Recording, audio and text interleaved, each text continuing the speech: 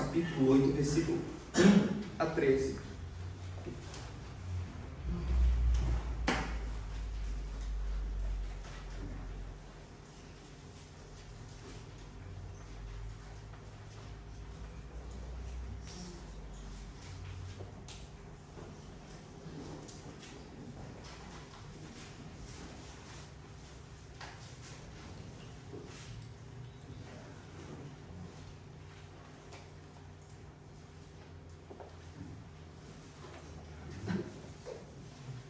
Primeiro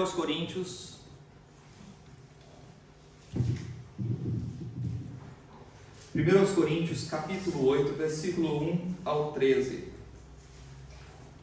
Assim nos diz a palavra do Senhor, meus irmãos. Ora, no tocante às coisas sacrificadas aos ídolos, vamos ficar em pé, irmãos, enquanto lemos a palavra do Senhor.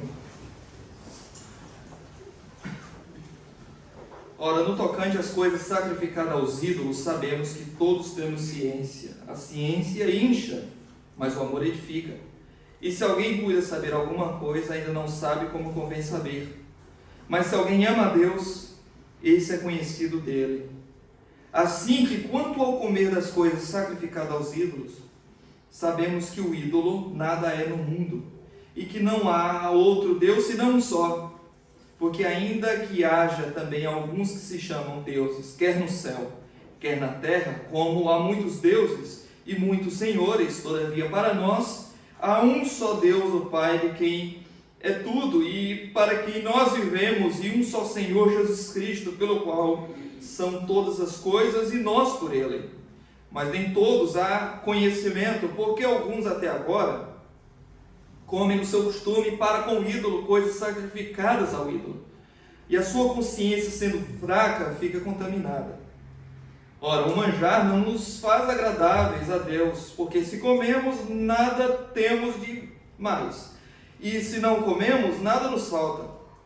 Mas vede que essa liberdade não seja de alguma maneira escândalo para os fracos, porque se alguém que vir a ti, que tem ciência, sentado à mesa no templo dos ídolos, não será a consciência do que é fraco induzido a comer das coisas sacrificadas aos ídolos?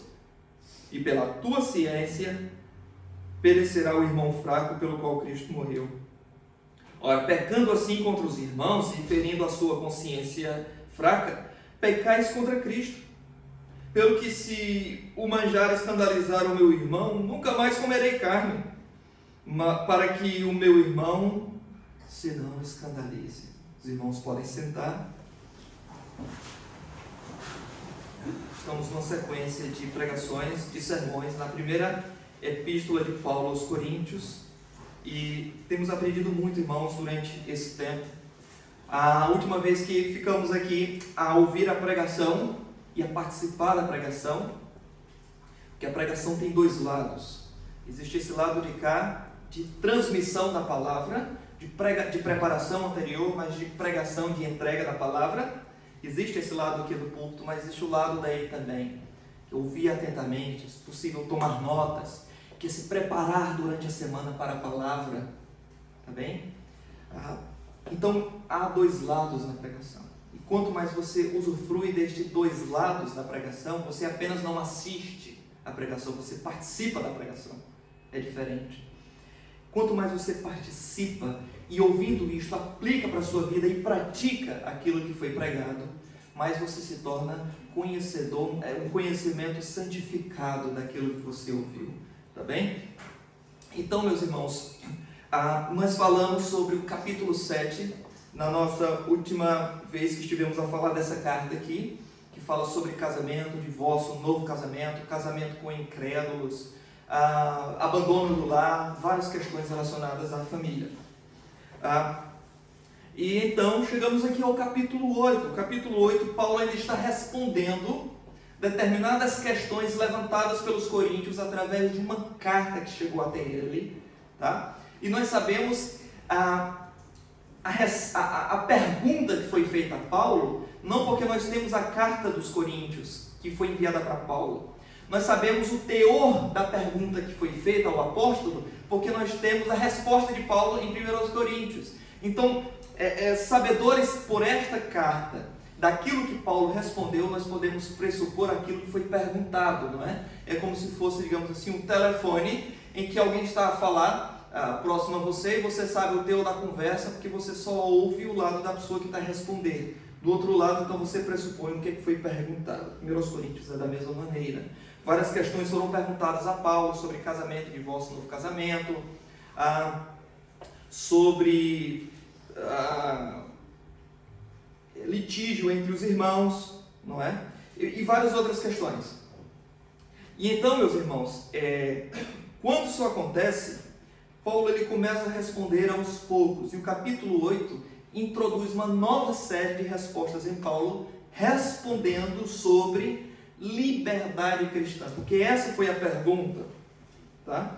Como é que a gente sabe disso? Porque Paulo diz assim, ora, no tocante às coisas sacrificadas aos ídolos, ou seja, ele está respondendo acerca daquilo que você perguntou sobre comidas sacrificadas aos ídolos.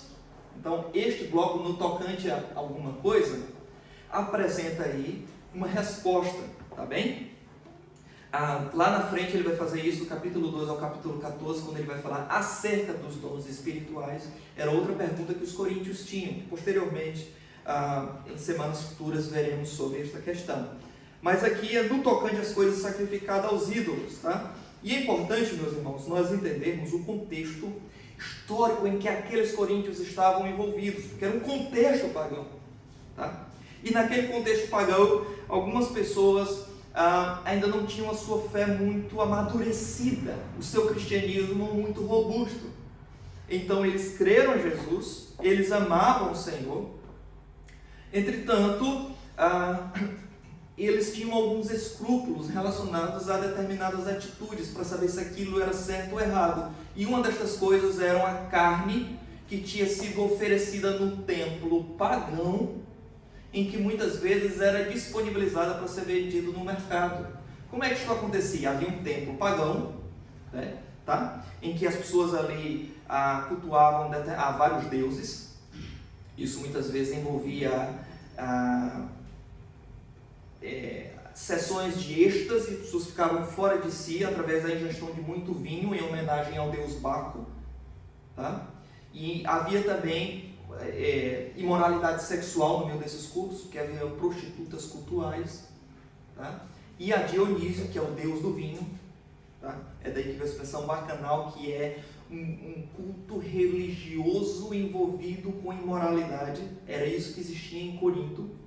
E então, meus irmãos,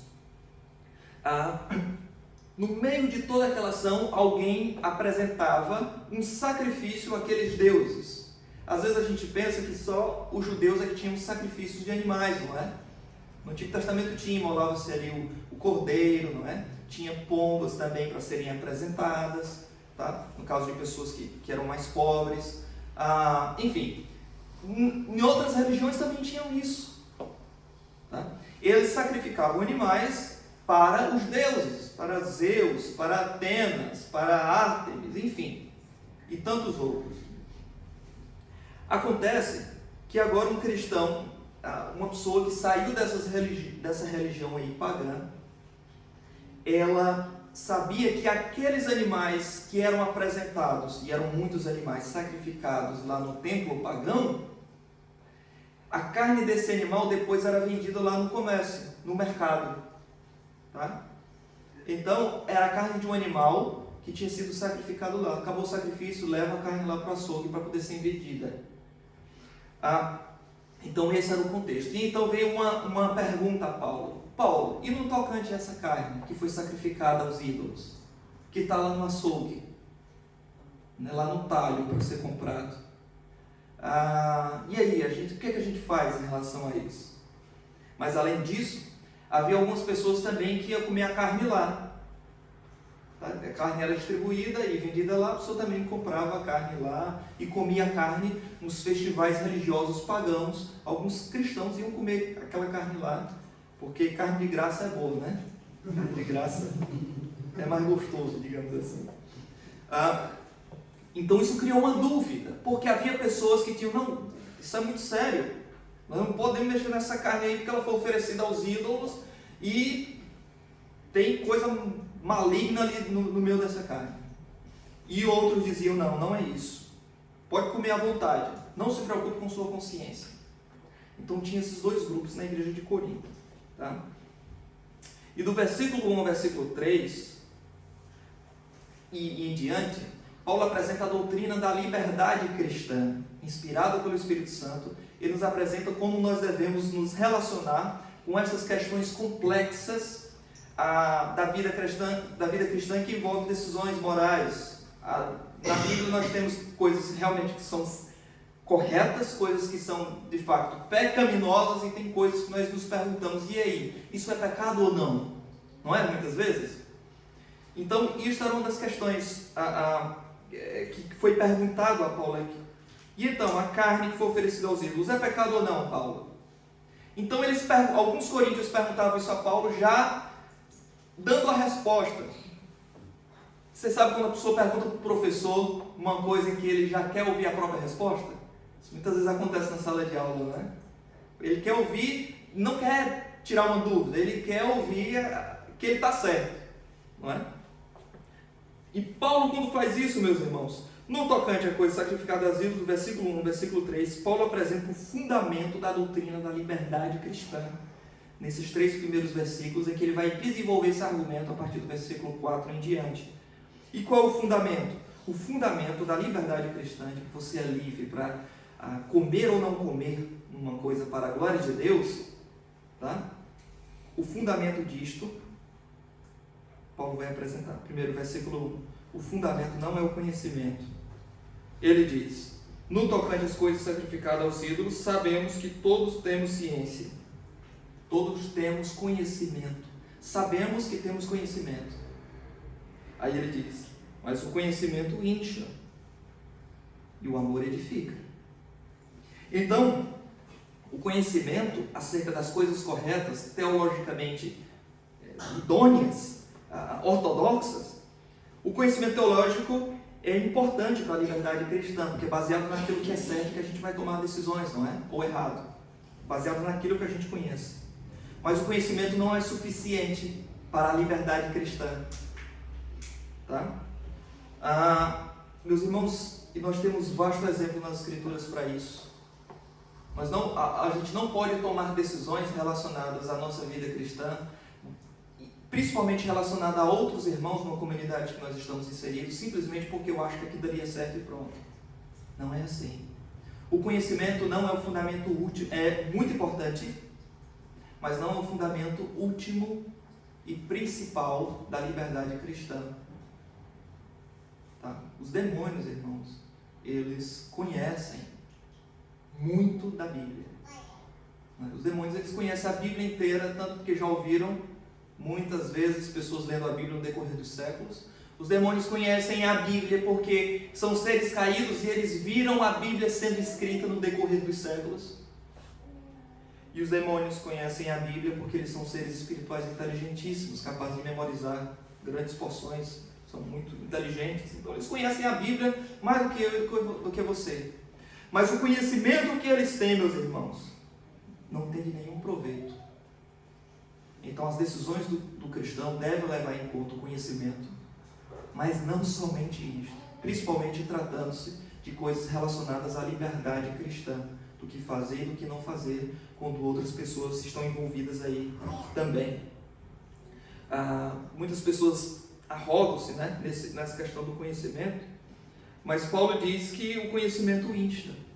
Aqui ele está se opondo contra pessoas que se achavam muito inteligentes na igreja de Corinto e desprezavam os outros. Paulo está dizendo, olha, o conhecimento é importante, nós sabemos disso, mas o conhecimento ele incha o ego. Ele infla o ego do homem. O conhecimento por si só.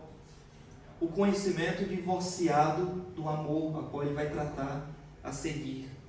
Tá? E muitas pessoas, irmãos, vão para o inferno conhecendo muito de Deus, muito da Bíblia. Muitas pessoas vão para o inferno recitando versículos decorados das Escrituras. Muito do conhecimento que um homem e uma mulher têm sobre Deus, sobre a Bíblia, sobre a verdade das Escrituras, muito desse conhecimento, irmãos, serve apenas em algumas pessoas não regeneradas, serve apenas como uma luz que vai pavimentar o seu caminho para o inferno. Certo? Conhecimento é importante, mas o conhecimento divorciado de Cristo e do amor do Senhor, ele aumenta mais a nossa condenação, porque nós estamos a pecar contra uma luz maior, porque recebemos uma luz maior, uma revelação maior da palavra de Deus. Tá? Versículo 2, Paulo aqui, inspirado pelo Espírito Santo, nos diz que se alguém cuida de saber alguma coisa, ainda não sabe como convém saber. Aqui nós temos, irmãos, apresentado aqui a ideia de que o conhecimento deve estar unido à humildade cristã. O conhecimento não é o suficiente, ele deve estar ligado à humildade do crente. Se alguém cuida de saber alguma coisa, ainda não sabe como convém saber. O homem humilde, irmãos, por outro lado, ele não é um ignorante. Alguma pessoa pode conhecer muito sobre Deus e realmente, de fato, ser humilde. Tá? Porém, ele nunca vai se considerar como sabedor mais do que todos os outros. A sua postura vai ser sempre uma postura humilhada. Quem eu sou para dizer que eu sei o suficiente sobre tudo a ponto de desprezar outros irmãos? Não posso ser assim. O conhecimento sozinho é perigoso. O conhecimento humilde glorifica e exalta a Deus. E a humildade, irmãos, é algo dado por Deus. A humildade é aquela coisa que o crente, quando tem, ele não sabe que tem. Ele não se orgulha da sua humildade. Alguém se orgulha, eu sou muito humilde. Rapaz, eu me orgulho da minha própria humildade. Não. Conhecimento, a humildade é aquela virtude que quando você tem, você acha que não tem, todos veem. Mas a luz de Cristo está estampada de tal forma no seu rosto que quanto mais próximo de Jesus você está, mais miserável você se considera. Como se fosse uma parede branca, não? A gente pinta a parede branca inteira. Então, se tiver ali um pontinho bem pequeno, preto, toda gente, eu falo assim, o que é que vocês estão a ver aqui? Aí você vai ver, tem um pontinho preto. Você não vai dizer, tem uma parede branca, tem um pontinho preto.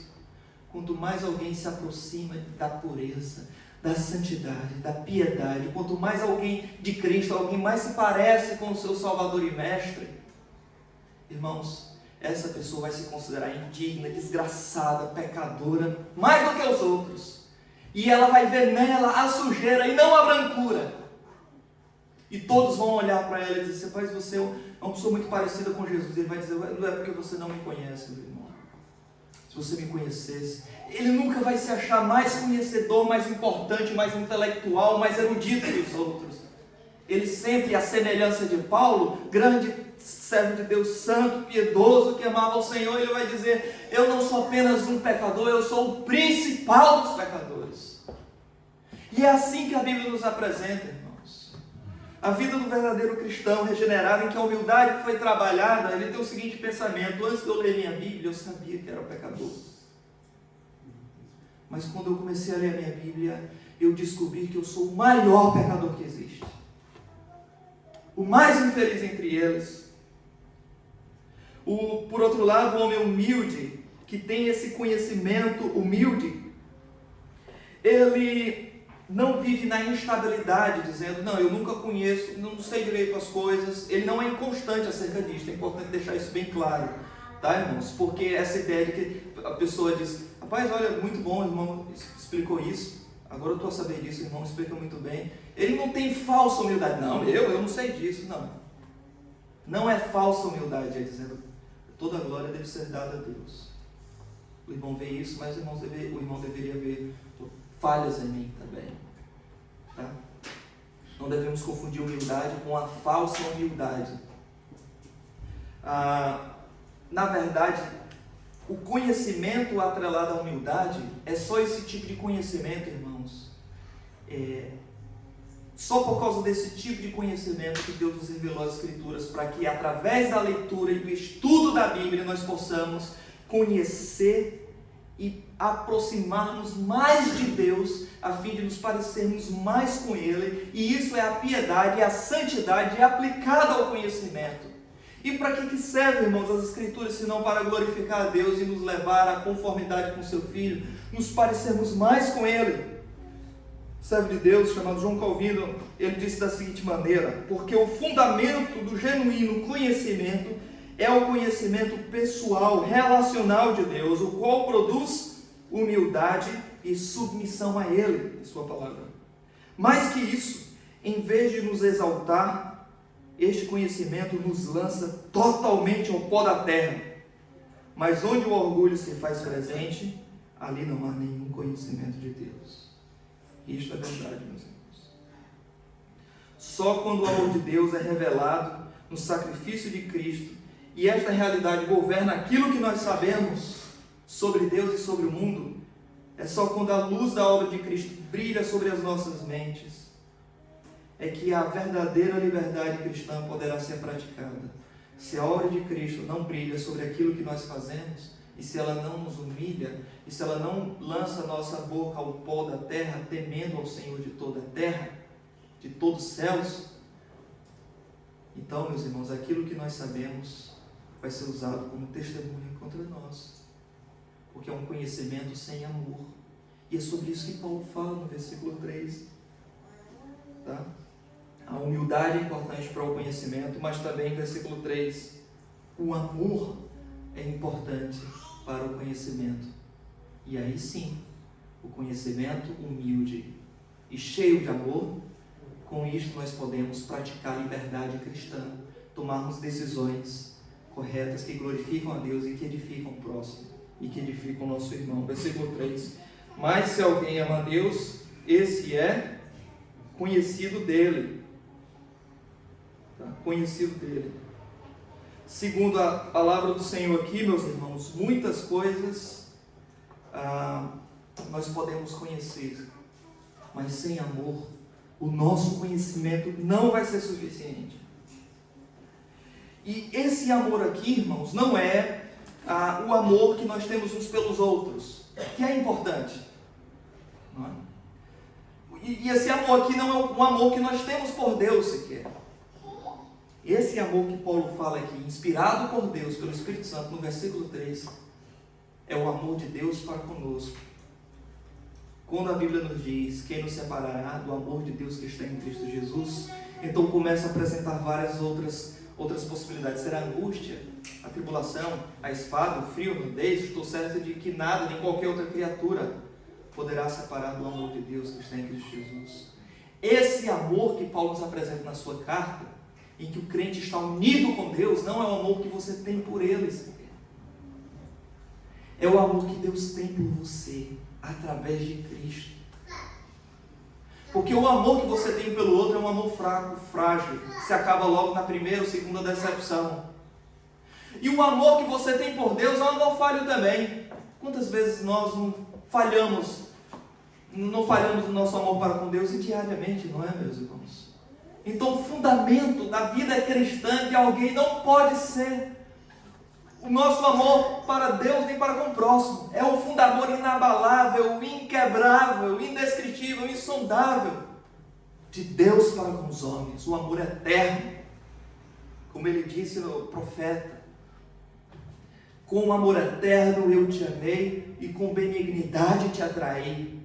É este amor o fundamento inabalável para a vida cristã. Não só na hora da salvação, quando alguém converte-se a Cristo, mas durante toda a sua vida, nas suas decisões. Estou expressando o amor de Deus aqui, naquilo que eu falo para com meu irmão, nessa minha atitude que estou tendo. Quais são os impactos disto para com a igreja do Senhor? O amor de Cristo se torna mais claro, mais visível para os descrentes a partir desta minha atitude aqui. E levando isto em consideração, aliado a um conhecimento humilde, irmãos, aí sim poderemos tomar decisões que glorificam a Deus. E Paulo está explicando isso para eles, e Paulo já diz logo: olha, o conhecimento não é o suficiente. Vocês estão usando a liberdade de vocês aí a dizer: olha, eu sei que isso é certo, que é errado, preto no branco, então não tem complexidades aqui, é assim, pronto. Não, Paulo diz, espera lá. Há nuances aí envolvidas. E isso deve ser levado em conta com amor. Versículo 4 até o versículo 6. Paulo apresenta o argumento que os coríntios tinham contra a ideia de que eles poderiam, os coríntios, eles queriam usar sua liberdade para fazer qualquer coisa. Porque eles diziam, eu tenho um conhecimento de que isto é assim, então eu vou fazer assim. Versículo 4 a 6, Paulo responde a isto, não é? Então ele diz no versículo 4, assim que quando ao comer as coisas sacrificadas aos ídolos, sabemos que o ídolo nada é no mundo e que não há outro Deus senão um só. Então, meus irmãos, o versículo 5 diz, porque ainda que haja também alguns que se chamem deuses, quer no céu, quer na terra, como há muitos deuses e muitos senhores. Versículo 4 e 5, Paulo, inspirado pelo Senhor, em sua palavra, na palavra de Deus, diz aqui o seguinte, meus irmãos, que esse conhecimento que vocês têm, tá? Esse conhecimento que vocês têm, versículo 4, qual é o conhecimento? Que o ídolo nada é. Este conhecimento está certo. O ídolo realmente nada é. Uma estátua em que as pessoas se curvam e fazem orações, e fazem um dia em comemoração para aquele santo. No caso ali eram deuses também em forma de estátua, e cantam músicas, não é? Aquilo dali não é nada, tá bem? É uma obra de gesso, de madeira, ou de prata, ou de bronze. Aquilo dali não é nada, aquilo dali não tem vida. Paulo está a dizer que o ídolo nada é, certo? Sabemos que o ídolo nada é, versículo 4. E que não há outro Deus senão um só. Paulo está dizendo, a teologia de vocês está correta nisso. Vocês estão certos em dizer que o ídolo não significa nada. E que só existe um Deus. E todos esses outros, a qual as pessoas se curvam e cantam louvores e celebram um dia em homenagem a elas, e fazem orações e sacrifícios e jejuns a estes deuses, a estas imagens, nada é, isso não significa nada. Vocês estão certos, só existe um Deus, né? Versículo 5, Paulo diz, ainda que alguns se chamem deuses, quer no céu, quer na terra, como há muitos deuses e muitos senhores, ou seja, Paulo dá muitas religiões, há muitos deuses, e adoram seres celestes, não é? Tribos indígenas adoravam sol, não é? Lua, Tupã, não é? No Egito adoravam-se o sol, que era Ra, enfim. E na terra também faziam deuses aqui na terra. E os próprios homens chamavam-se de senhores e deuses. O próprio faraó era considerado um deus. Os imperadores romanos também chamavam a adoração para si, eram divinizados também. Embora eles façam isso. Versículo 6.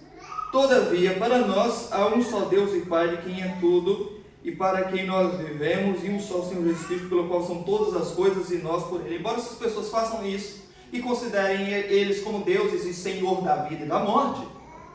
Versículo 6. Nós sabemos que tem um só Deus e Pai, de quem é tudo, e para quem nós vivemos. Só tem um Senhor Jesus Cristo, pelo qual são todas as coisas, nós por Ele. Ou seja, Coríntios, vocês estão corretos na teologia de vocês.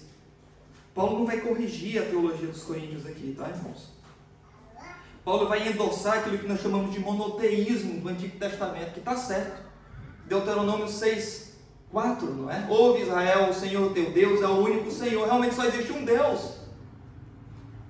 Um Deus verdadeiro, vivo, pelo qual são todas as coisas.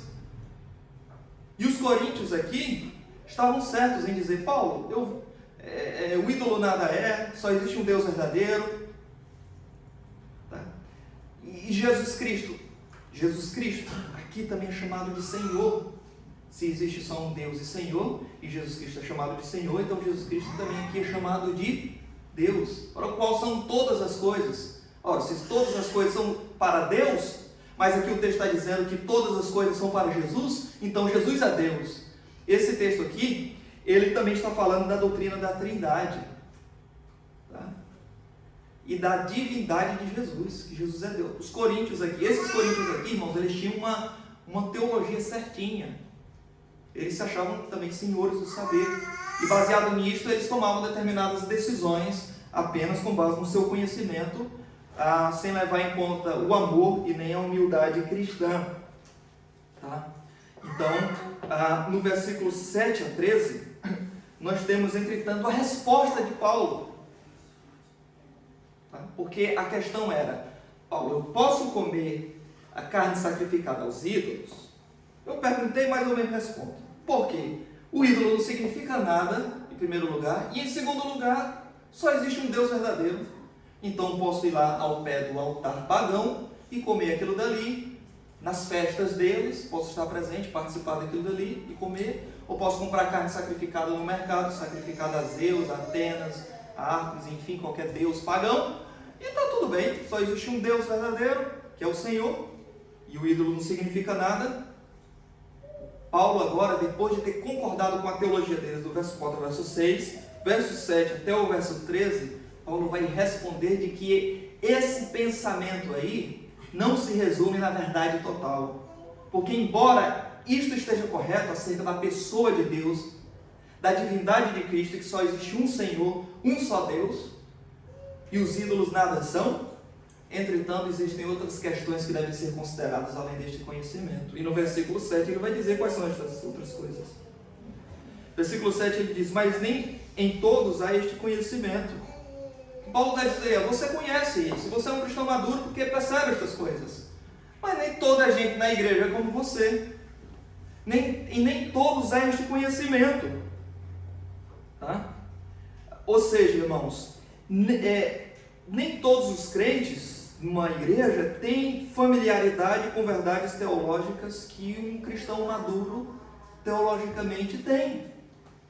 E isto deve ser levado em conta nas nossas decisões. E Paulo diz por quê? Porque até agora comem no seu costume para o ídolo coisas sacrificadas ao ídolo, e a sua consciência, sendo fraca, fica contaminada. Eles viam um cristão que conhece bem aqui, que é como se fosse o cristão forte, o crente forte aqui, que não tem problema com essas questões, comendo lá, e eles se escandalizavam. Espera aí, essa carne foi dedicada a um deus pagão, e ele está comendo essa carne. Eu não vou comer essa carne. Só que ele começava a conversar com um cristão mais neófito, mais fraco. E por neófito aqui não entendo um cristão com poucos dias de convertido. É um cristão que não é amadurecido, tá bem? Há muitos crentes que têm muitos anos na fé, mas são imaturos na fé. Tá? Então ele começava a conversar, e o cristão, mesmo sem ter aquilo fortalecido na mente, ia lá e comia carne sacrificada ao ídolo e pecava contra a sua própria consciência. Lutero dizia, quando ele foi chamado para se retratar na dieta de Worms, e então foi apresentado lá todos aqueles livros que ele escreveu sobre a salvação pela graça mediante a fé somente, contra as indulgências, na venda da salvação pagando dinheiro, que era o que existia naquela época da igreja medieval católica.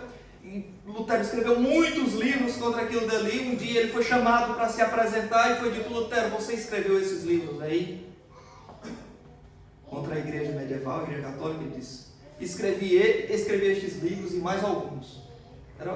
Lutero era muito bravo, tá? Era muito bravo. E então ele disse assim: olha, pois então, retrate-se. E então você será perdoado. Irmãos, isso naquela época não significava só sair da igreja, o que é uma coisa muito séria, só entre aspas também. Isso não significava sair da igreja. Naquela época, você discordar da igreja romana significava inquisição. Não era só, aos olhos da igreja católica, não era só um pecado contra a igreja católica, era um crime. Então quando Lutero diz: escrevi este mais alguns, e ele foi chamado a se retratar, aquilo ali foi uma ameaça. Ele já estava sendo ameaçado antes, não é?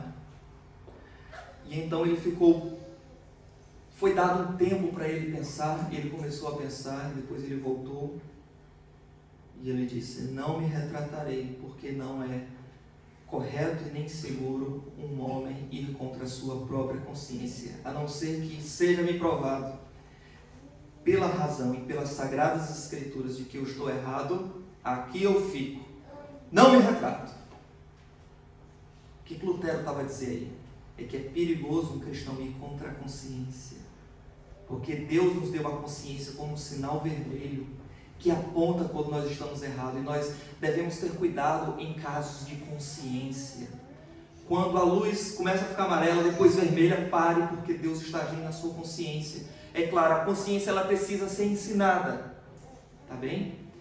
Mas devemos fazer isso com muito cuidado, com muita cautela, e não na base da força, como alguns coríntios aqui queriam fazer, violando a consciência dos coríntios mais fracos. Tá, irmãos? Nós temos ensinamentos maravilhosos aqui.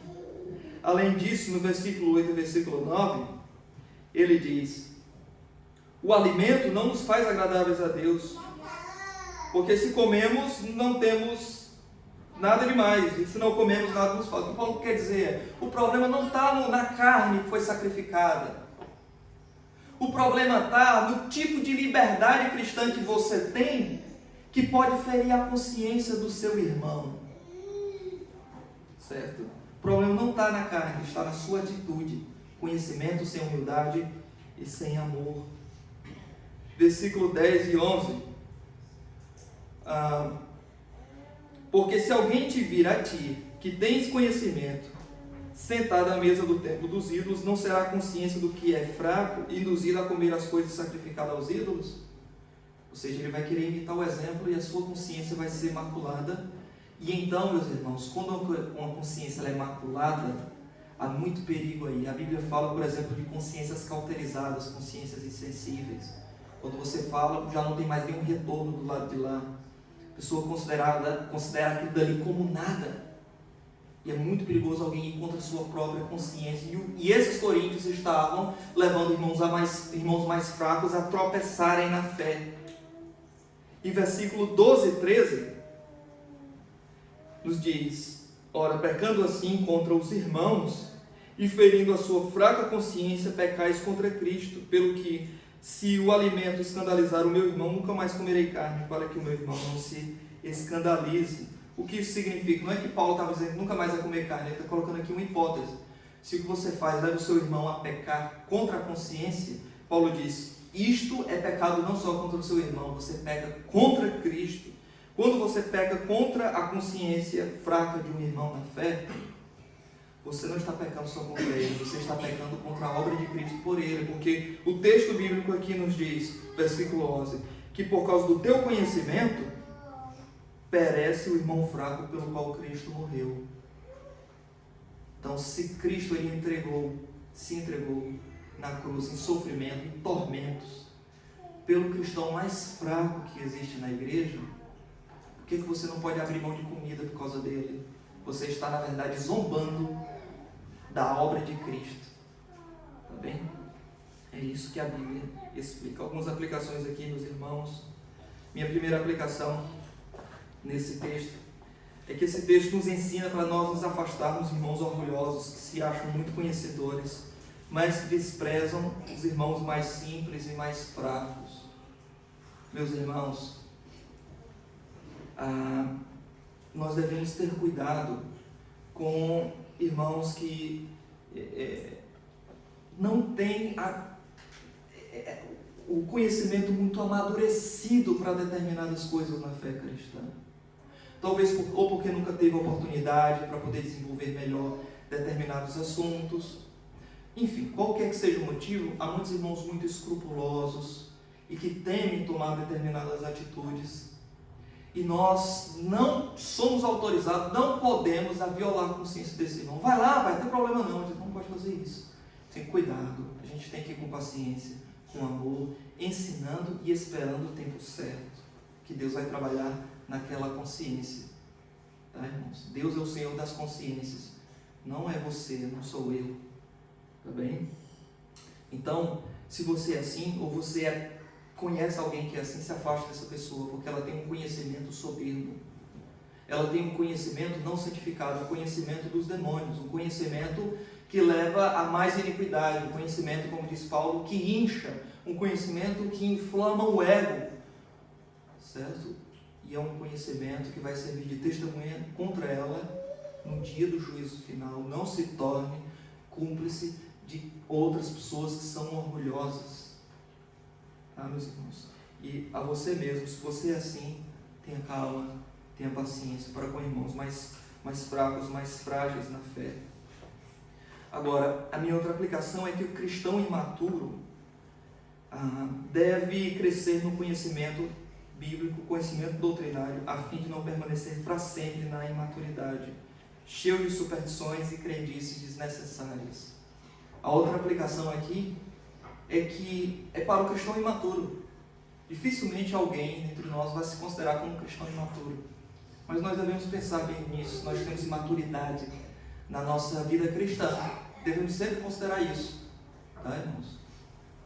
Aqui existe uma palavra acerca daqueles irmãos que têm muitas crendices na vida. Irmãos, isso é a coisa mais comum. E no meio evangélico, isso é a coisa mais comum que existe. São cristãos cheios de crendices, cheios de superstições. Tá? E eu convivi durante muitos anos com irmãos assim, são irmãos queridos, mas irmãos precisam ser ensinados, não é? E nós precisamos ser ensinados. Tá? Se você é alguém assim, meu irmão, que tem uma visão espiritualmente danificada por causa de superstições, crendices, você precisa estudar mais a Bíblia, aparecer mais na escola bíblica. Em todas as programações que nós temos pregação da palavra. Você precisa amadurecer na sua fé. Há muitas pessoas assim. Não faz muito tempo que eu conversava com o irmão ganhou uma casa nova. Na verdade ele comprou a casa e ele disse: pastor, a casa está uma bênção, mas nós precisamos ir lá na casa ungir a casa, para ela ficar totalmente boa, porque se ela for ungida, ali vai dar tudo certo. Sim, meu irmão, mas onde é que está na Bíblia para ungir casas? Onde é que tem isso? Na Bíblia nós temos a unção de sacerdotes, de profetas, mas não tem unção de móveis, de imóveis, não tem isso na Bíblia. Mas é aquela ideia de que se fizer isso vai dar certo. Mas é algo absolutamente contra as Escrituras. Certo? É uma visão que não é espiritual, é uma crendice. É uma crendice. É simplesmente você ter uma visão supersticiosa das coisas e acreditar que aquilo ali tem algum poder mágico. Certo? E como há pessoas assim, irmãos? Há muitas pessoas assim. Tá? E nós devemos ter cuidado com isso. Tá? Porque a imaturidade, nesse caso aqui, ela não é ad eterno, ela não é infinita. A imaturidade do cristão, ela tem um prazo, ela tem um limite. E a consciência fraca, ela deve ser instruída, e ela deve ser fortalecida. E deve ser feito isso através de Bíblia ensinada, de doutrina ensinada, tá? Para o irmão e para a igreja. Tá certo? É assim que deve acontecer. Tá? Por isso o culto deve ser bíblico, os aconselhamentos devem ser bíblicos, nossas reuniões têm que ter Bíblia ali no meio. Quantas vezes você visita algum lugar em que não tem tudo menos Bíblia ali? Não é? Tem até a história de um pastor muito conhecido, servo de Deus, mas que um dia ele estava pregando ali e tinha uma pessoa que estava querendo incomodar ali, a pessoa começou a se retorcer, engrossar a voz ali, assim, essa pessoa vai desconcentrar a pregação, vai desconcentrar tudo aqui, vai fazer um show, e vai virar as cadeiras, e a pessoa começou a engrossar a voz. Então, chamaram ele até, os presbíteros afastaram ele assim, e ele começou a gritar dentro da igreja. E esse pastor, ele disse assim: irmãos, só um momentinho, antes de continuar a pregação, vamos expulsar esse demônio aí. Aí ele começou a gritar mais ainda, porque foi dado um espaço para ele, né? E tem igrejas que o demônio fala no microfone, é dada a oportunidade na hora do culto. Então, no meio desse momento ali, eu disse: olha, está tendo problema aqui na igreja, está virando as cadeiras, eu vou expulsar esse demônio ligando para 190. Vou ligar aqui para o teledemônio, 190. 190 é a polícia do Brasil, viu? Aí ficou bom. Onde estou? Mas isso aconteceu mesmo, tá? Meus irmãos, Deus, Ele age no nosso meio, Ele age, Ele é poderoso, Ele é. Ele faz coisas maravilhosas no meu povo, faz. Irmãos, mas a nossa espiritualidade deve estar guiada pela Bíblia, não é por crendices, tá bem? Não é por superstições. Ah, pastor, mas se acontecer alguma coisa errada, se a pessoa jogar uma palavra contra mim, vai criar uma realidade espiritual, e eu digo logo, está amarrado. Irmão, você pode falar 1000 vezes, está amarrado, está queimado, está repreendido, não vai acontecer nada. A sua palavra não tem poder para nada, a não ser para prejudicar os outros. Certo? Sua palavra não cria realidade. O diabo não vai, ele disse, está amarrado, agora que medo, agora eu estou amarrado. Ele não vai fazer isso. Certo? A forma de vencer o diabo é vivendo uma vida santa, justa, piedosa diante de Deus, lendo a palavra, amando o Senhor da palavra, vivendo de forma santificada diante do Senhor. Aí sim, você vai olhar a batalha espiritual de Efésios capítulo 6, tudo relacionado à palavra, as sandálias do Evangelho, a espada da salvação, que significa a palavra, tudo relacionado à palavra. Tá? Então devemos parar com essas crendices e amadurecermos mais na nossa vida espiritual, na nossa vida cristã. A minha terceira e última aplicação, ainda teria outras, mas vou finalizar com essa. É para você que já ouviu acerca destas verdades e você percebe estas coisas, você entende estas coisas, mas isto nunca saiu da sua mente. Você tem um conhecimento e você acha que isso é o suficiente para te conduzir até as portas do céu. Pode ser que um dia você descubra para a sua própria miséria, porém tarde demais, de que você estará eternamente perdido. Nós não temos controle sobre a nossa vida. Deus, Ele é o Senhor da vida, mas Ele é da morte também. Nós não podemos garantir sequer se estaremos vivos próxima semana. Isso não é alarde à toa. Isso é a realidade que demonstra. Tá? E Deus te chama ao arrependimento hoje, para que você tome uma decisão por Jesus. Esse conhecimento que você tem destas verdades, que não tem mudado a tua vida, que não tem transformado a tua vida, só tem endurecido o teu coração e te dado uma falsa certeza da salvação. Que um dia, quando você acordar na manhã da ressurreição, estará totalmente despreparado para a eternidade. A semelhança daquelas pessoas lá de Mateus capítulo 7, versículo 21 e 23, que diziam: Senhor, em teu nome nós curamos, nós expulsamos demônios, nós profetizamos. E o Senhor olhará para ela e dizer: apartai-vos de mim, maldito, o fogo eterno, porque eu nunca vos conheci. Quando a Bíblia aqui nos diz que, mas se alguém ama a Deus, esse é conhecido por Ele. O conhecimento aqui não é saber que Deus existe, ou Deus saber que nós existimos. É conhecido por Ele, é amado por Ele, é querido por Ele, está nas afeições do Senhor por nós, e as nossas afeições estão em Deus. O que são as nossas afeições? São os nossos amores, são os nossos desejos em relação a Deus, concentrados nele, porque Ele, o amor dele foi derramado sobre nós.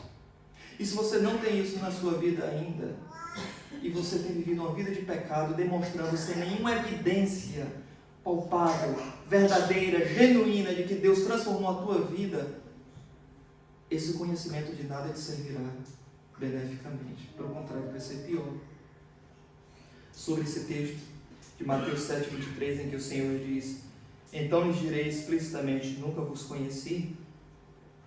Eu quero terminar aqui lendo essa parte aqui do que John Gill fala sobre esse texto. O velho John Gill, ele dizia: nunca te conheci, lhes direi explicitamente, nunca vos conheci. Palavras de conhecimento muitas vezes carregam em si as ideias de afeto e de aprovação. O que diz aqui é: eu nunca tive nenhum amor ou afeição por você. Apartai-vos de mim, porque eu nunca vos conheci. Isto significa: eu nunca estimei você. Isto significa Deus a dizer: eu nunca o levei em conta como meu, como pertencendo a mim. Eu nunca aprovei você na sua conduta. Eu nunca tive qualquer conversa, comunicação, nem sociedade com você, nem você comigo. Apartai-vos de mim, porque eu nunca vos conheci. Significa que eu nunca o conheci nos tempos antigos da eternidade. Eu nunca o conheci na escolha de meu Pai, e a minha própria, nem entre os dons que Deus me deu, os presentes que Ele deu a mim através das ovelhas, nem no pacto eterno da graça. Eu nunca te conheci como minha ovelha. para quem no devido tempo eu morreria, e o chamaria pelo meu nome. Eu nunca soube que você creu em mim, nem me amou. Eu o tenho visto em minha casa, lendo e ouvindo pregações do meu nome, e participando da minha ordenança da ceia do Senhor, mas eu nunca soube que você exaltou a minha pessoa, o meu sangue, a minha justiça e o meu sacrifício na sua vida. Você fala daquilo que você fez para mim. Eu nunca soube que você fez um bom trabalho em toda a sua vida, visando a minha glória. Por isso não ouvirei você e não o verei. Não tenho nada a ver com você. Irmãos, que palavras terríveis. Nunca vos conheci, significa isso. Não permita que Deus um dia diga isso para você. Nunca vos conheci. Vamos orar. Deus amado, obrigado pela Tua palavra, Senhor. Obrigado porque o Senhor nos dá conforto e encorajamento, mas o Senhor também nos confronta por esta palavra. Nos ajuda, Senhor, a termos o conhecimento alinhado ao amor e à humildade, Senhor. E aqueles que ainda não Te conhecem, Senhor, mostra Cristo a essas pessoas. Não permita que elas saiam dessa igreja, passem por aquela porta ainda com o mesmo coração não regenerado, Senhor. Oh Deus, que coisa terrível ouvir estas palavras no dia final, Senhor. Que coisa medonha, terrível, alguém ir para o inferno carregado de sermões. Oh Deus, não permita que alguém que ainda não teve um encontro verdadeiro com Cristo, que ainda não colocou sua fé genuína em Cristo e nunca foi transformado pelo Senhor, não permita que ela continue assim, porque é muito perigoso, Senhor. Tem misericórdia desta pessoa. Em nome de Jesus nós oramos. Amém. Quero chamar os irmãos